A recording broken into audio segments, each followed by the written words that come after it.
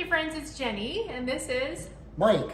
This is my work husband. We've been married for 7 years. Actually 8.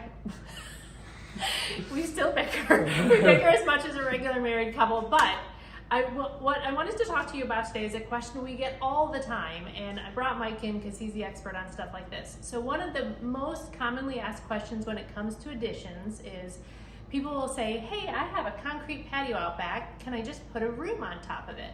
The answer is no, and here's why.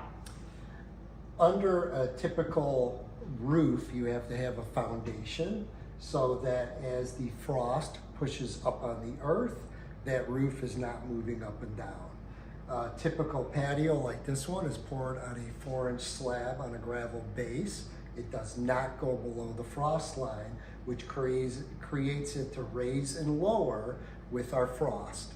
So because of that, you cannot build directly on top of this. You have to have a foundation beneath it. If there's people listening to this in warm weather climates, you might have different requirements, but here in the Midwest, or certainly the East Coast, the cold weather, the frost line, really dictates how deep our foundation has to be able to build on top of.